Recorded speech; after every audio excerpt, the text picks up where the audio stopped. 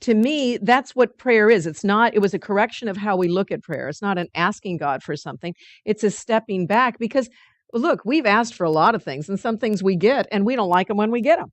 So we don't even know what we want. That's what this lesson is about. If I forget what my real function is, I'm confused. I'm unsure. I think I want this thing, but then when I get it, it's never quite what I want. So prayer really from the Course's perspective is a stepping back, a quiet time of listening and learning, meaning stepping back, removing the blocks from the awareness of love's presence, stepping back, resting in that love, and then asking God, if you will, or spirit or love, whatever you want to call it. It's not an entity, that's for sure. It's as much an entity as we are, which is not. You are not your body.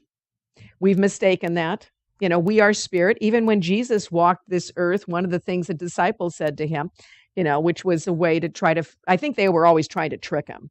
They were great tricksters. Let me just see if I can trip this guy up. And one of the things was, remember, if you were married to someone and their husband dies, then usually the woman would marry the brother. So she'd be his property. So she'd marry him. And they said to him, well, when they die, when they all die, who will she be married to in heaven? Will she be married to the first guy or is she going to be married to the second guy? Because she's been married to both of them. And he was like, he would kind of laugh at them. You foolish people. There are no bodies in heaven. We are spirit. Now, he didn't go the step further that the Course would say, which is there's only one of us here. Which one is it? But the point of it is the Course gives us these ideas that we can't even comprehend at this point. How do we comprehend one mind? How do we understand one mind when you and I sit here and you have different opinions and different views and I have different opinions and different views? What's this one mind thing? Because the different opinions and different views don't mean anything. And when we finally do drop our bodies, or when we do, have you ever met somebody from another country? They all value the same things, right? Love, their family. Those are the things, their home. People are always searching for those same things, whether it's different cultural ideas of how we discern family and home, but it's always the same thing. We all want peace, whether we discern it in different ways. So this one-mindedness goes past all the seeming blocks we've built up to its awareness. Does that sound familiar? To love's presence. And it cuts us to the truth, the thing that connects us all. And that's what the Course would say is this one mind. Now we get glimpses of it. We get holy instances of it, right? Where we feel that connection beyond the form. It doesn't last very long, it seems. But the more that we practice it, the more that we visit it, just like brain research says, the more you visit those memories in your brain, the more you build up those neural pathways, the more that's a stronger memory.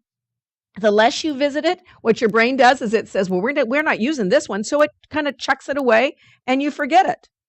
And it's normal. Look how long you've been walking this earth. You cannot remember everything in your brain. That's what brain science says.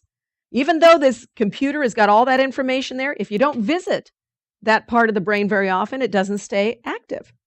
So the same thing is true for us. We haven't visited this part of our awareness very much.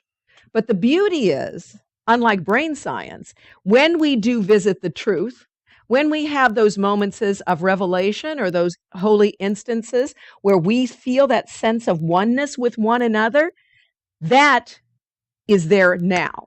It never leaves us. But we need to visit it. That's why you get 365 lessons. So this prayer that we think we're doing, or this whatever we think we are doing to some entity out there, it's always to this one mind, this one truth. And that we share with God and with each other. That's why when we have these moments of prayer and meditation where we feel this oneness, we're connecting with the entire seeming fragmented sonship that is out there. Have you ever felt you kind of know what's going on with someone, or you know when someone's going to call, or you feel a sense of something and then they call? You've been on my mind. I've been thinking about you. I get this all the time. And we kind of go, wow, that's wild. Deja vu. We're simpatico. We're connected. Yeah, that should be the norm. Not out of the blue. That should be the norm. And I think the more that we visit this awareness in our minds, we remember what our purpose is, we remember that we are one with God, that awareness puts us in touch with this universal truth that we all are, that we have never left.